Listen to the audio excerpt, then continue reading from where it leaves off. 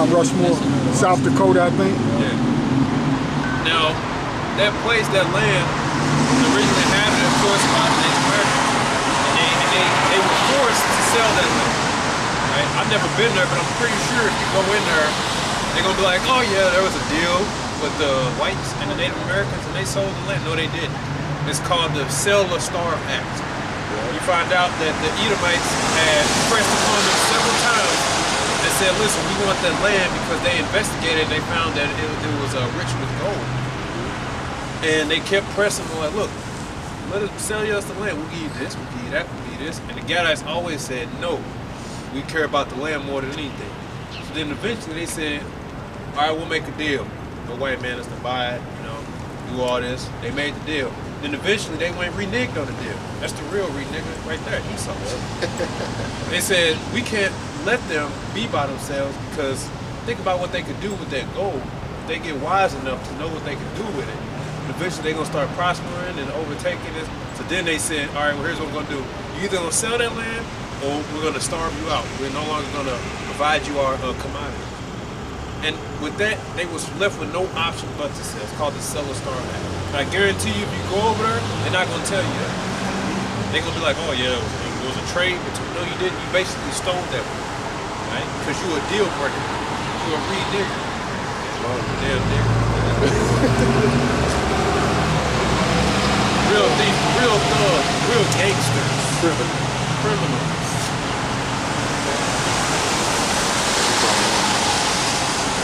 Yeah, this is Ezekiel chapter 25 and verse 12.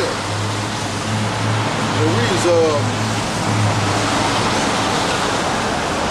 thus said the Lord Yahweh, because that Edom has dealt against the house of Judah by taking vengeance, and has greatly offended and revenged himself upon them.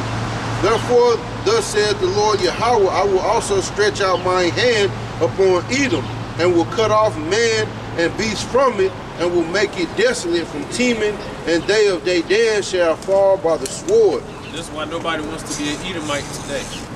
There was this book, I think I put it in the chat one time. I was at Goodwill and I saw this book. I forgot what the name of the type of the book was called. It's an old book, like early 2000s or so. It's just showing you alphabetical from A to Z. You got like every word in there and they got an explanation for it. I forgot what it was called. Kind of like an encyclopedia, but just for words. And then the very first one is Abraham. They give you all the scriptures in the Bible. I go, oh, okay. You go to Esau, there's nothing there. You go to Edom, there's nothing there. So I'm like, so nobody knows. You got Abraham in here. Don't nobody know what Esau is? Fuck out of here. Now you don't want to talk about Esau and Edom, because you want to make it to where we're like, don't nobody know where anybody is. Especially Esau, don't nobody know who Esau is. No, we're looking at the Edomites. What this devil would do, he'd jump to that was stuff that happened over thousands and thousands of years ago. All that stuff doesn't exist no more. But why the question that would hit them was like, okay, why does the prophecy line up with why the Israelites going through what they're going through today, getting persecuted, they in the jailhouses and stuff like that? So who the Edomites today then? Because y'all playing out the role. In 1948 was the fulfillment of prophecy. It said that the Edomites would be in slavery under the Israelites. It said that there wouldn't be any more wars. It said that the Israelites would go around and beat the wars into damn pruning hooks into gardening tools, because there won't be any wars anymore. Why is that still happening? Right. It's not a fulfillment of prophecy. And like that verse that you just quoted, I think that's in probably what that said. Okay, yeah, Jeremiah. So like, what does that mean? That means the rest of the nation's gonna go get put in slavery. Work. All right. You ain't gonna have need. You ain't gonna have need of it. You know what I'm saying? You're gonna be the power, the one ruling power and authority over the planet. You ain't gonna need it no more. Right. Okay. And the only way it's gonna be any type of sparring or fighting, and brothers gonna challenge each other to, Elder Malcolm and them, they into like boxing, fighting and stuff. So yeah, brothers gonna be sparring with their spiritual powers and all that. But you, Esau, yeah, get it from that book. Shit. Shit, I might do like a simulation. I fuck up a few points. Just test out my power on them. Challenge myself. We're gonna have the Hunger Games. Somebody better have a Hunger Games. If not, I'm gonna start a Hunger Games. But I know somebody gonna start some Hunger Games, and we gonna be doing that. Okay, we're gonna have you other nations in there. Let me throw one Jake in there just for the hell of it. You already know who the winner is. We're gonna have some fun. We're gonna have fun because in those movies that they make, a lot of people don't get it, is that this is what they truly fantasize that, and they truly fantasize that being the ones that's on top and putting the lower class, aka the Israelites, through it from your Hunger Games to your Squid Games to your Oblivion. No, not Oblivion, Elysium. This is what they truly imagine and envision. Yeah, they'll put Edomites through it just so they don't give us their giveaway.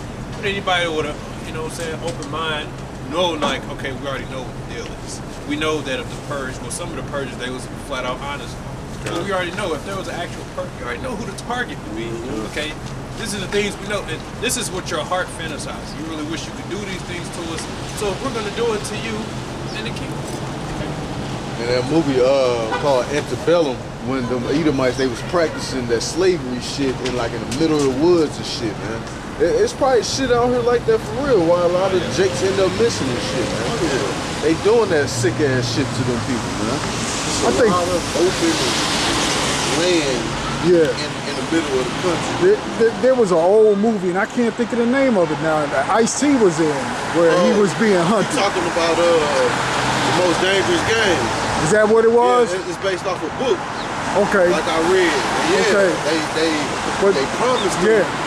Well, these Edomites had hunted every game animal in the world. And so this guy, he had a place, I think in Seattle, Washington, where it was just like forest. Right. And they told him that if you can make it outside of this area or whatever, escape us hunting you, then we'll give you $1 million. And they used a Jake to go and recruit a homeless man, which was Ice-T. Now he beat it, but it show you that that's they real desire to hunt Jake down, man.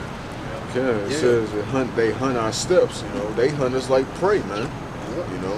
But I was doing a lesson basically on the sheep, because sheep are very docile creatures, because we are led to, some of our people are led to the slaughter, and one thing I added, a sheep can fuck some shit up too, because when they headbutt you, you go flying, Yeah, like a ram. Yeah. Like the Lord gave them rams those sharp ass horns, buck the shit out of the water. You see sheep. Sometimes I watch it when sheep's attack. People go and they just man, that shit funny, man. They hit hard too, man. They'll catch you.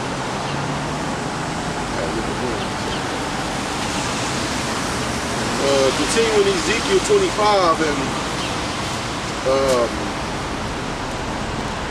14, and I will lay my vengeance upon Edom by the hand of my people Israel, and they shall do in Edom according to mine anger and according to my fury, and they shall know my vengeance, said the Lord Yahweh. Yeah, now prior to the Israelites, everybody used to just say, oh, if you're an Israelite and you're a black man and you wanted some type of revenge, that's wrong because vengeance is mine, thus saith the Lord. But because now we actually breaking down what that means, you don't hear too much people saying that, because the next response would be like, well, it tells you how he's going to get vengeance, right? He said he's going to use his own people to put hands on them to get vengeance. And we're teaching and we're saying that we want what the Lord wants. Now, if the Lord said he's going to do it in other ways, then so be it. And if it's not written in the scriptures, then that's not what's going to happen. Right. So you don't have to worry about a meteorite hitting the planet Earth and destroying it. And you got movies like, what's that one called? Don't Look Up. Don't Look Up. Don't Look Up. Oh, you got movies like that. And then, I watched this little old horror movie, global warming, and it was global warming, and because the ice melt, some parasites got loose and killed everybody. whole point of the movie is go for war, basically. You ain't gotta worry about shit like that. You ain't gotta worry about what's that movie called? Yeah, it sucked, but it had Mark Wahlberg about how the trees went against The Happening. the happening. Yeah, the mist. You know? The Mist was actually good though. It was actually good. And they made a few of those, but one of them I know was good. It had like monsters and stuff. Yeah, that's probably The Mist. That was the good. See, but you ain't gotta worry about stuff like that. You know what I'm saying? Unless it's because it's not in the script. The Lord said He's gonna get vengeance upon you. They said it wasn't happening. Trees were responding because of the behavior of the humans. They were natural defense to kill your ass. You ain't gotta worry about that. Okay? The trees are actually praying to the Lord to come and take this man out of power. The Lord already broke down how He's gonna, bring this place down. So you don't have to worry about no asteroid. Yeah, it's fine. You don't have to worry about no asteroid at the size of Jupiter coming in and take the Earth out. You don't have to worry about the sun overheating and drying out, and then eventually we all gotta go to the Mars or something like that. And they taught that in science class. Yeah. We don't have to worry about it now, but eventually we're gonna have to have another planet to live on. We ain't gotta worry about none of that shit. And you know Esau, man, he like to use big, unimaginary numbers. 5 billion years from now, the sun. All that shit is bullshit. They say dinosaurs lived 200 million years ago, but the Earth is barely young still. Yeah. You know. And dinosaurs in the scriptures. The Lord said He made human with thee. Right? So back then you could actually go to a long-necked dinosaur and touch him. So it wasn't no evolution or nothing like that. Just got smarter. Right. Hey, Esau's theory, man. If y'all brothers ever check it out, it is so funny when you look at it now. And you got the truth of knowledge. This devil will clearly say we came from worms and shit, man. It's fucking weird, man. And we turned into a rodent, then we became a lizard, then some other shit, then we was a monkey. That's all bullshit, man. You don't gotta worry about movies like Prometheus and stuff. You gotta worry about another alien population out there ready to take us out. The only thing that is, but they get bummed out because they see the chariots. And they're like, those are aliens, man. You have no idea. Those are angels. But yet we make video after video about it, hundreds of thousands of videos, if not that. But yet that never comes up as a hypothesis on their channels at all.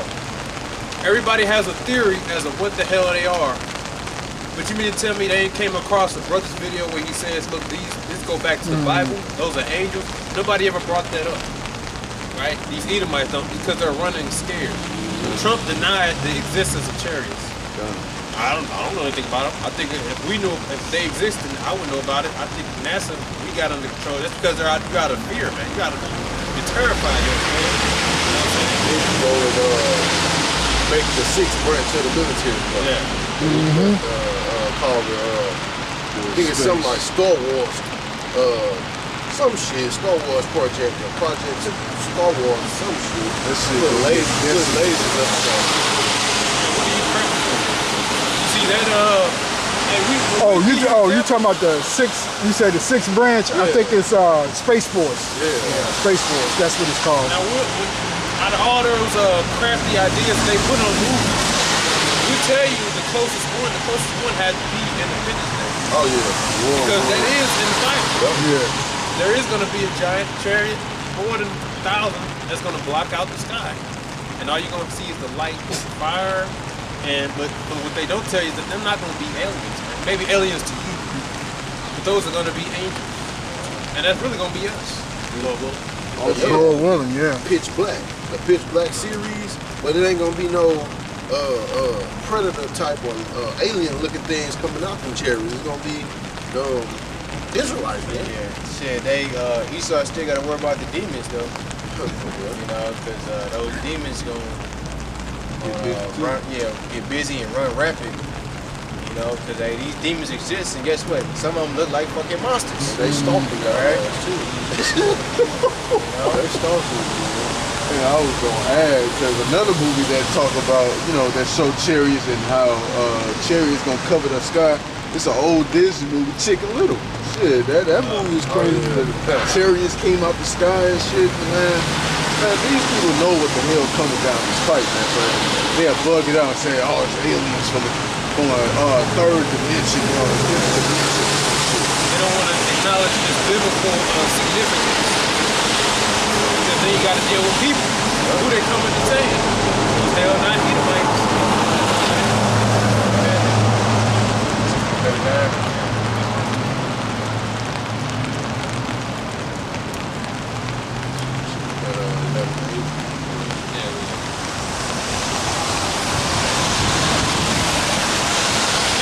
We're just coming back to the things we've already done, man.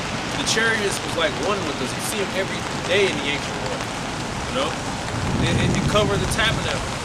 So every time that chariot came to the tabernacle, they said, okay, talk to Moses. It was with us back then. It's known. How do you think the angels came to him? You know? And the angels used to come in the flesh amongst us on the regular. Yeah, on the regular. We was that one, that close with the Lord. So we really just going back to how it was. Right. We got drawings of, hieroglyphs and, of them coming and talking. Right. Coming down and talking to us. And you saw me trying to throw in lies. Yeah, they was wearing spacesuits.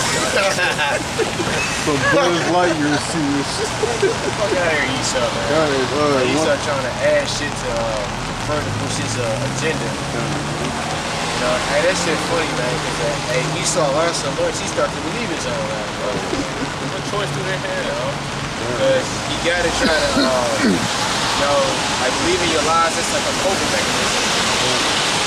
Because you can't accept the truth. What's the truth you gotta accept? Discretion. Right. And even if it was a thing of aliens coming to destroy America, I'm on their side.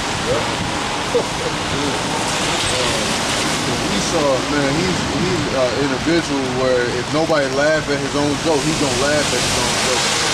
Nobody really, takes it serious no more. Because a lot of people starting to question, like, is it really aliens? People starting to come out the box now and start not thinking it's Green Little Man now. They know they exist because they got countless evidence, and then they basically say. Because believe it or not, planes actually move hella fast. You look at them, look like they're moving slow, but they're moving 1,000 miles per hour. Jets go faster than them. There's something out there that moves and makes jets look like a damn turtle, man. It's what they call a UFO. And they know, and they're like, well, wait a minute. How can that be humanly possible? Because the human body can only withstand, what's that phrase? G-force. G-force, yeah. I think like 125 pounds. So, yeah, like if you like make a hard turn, like a jet, like the pressure,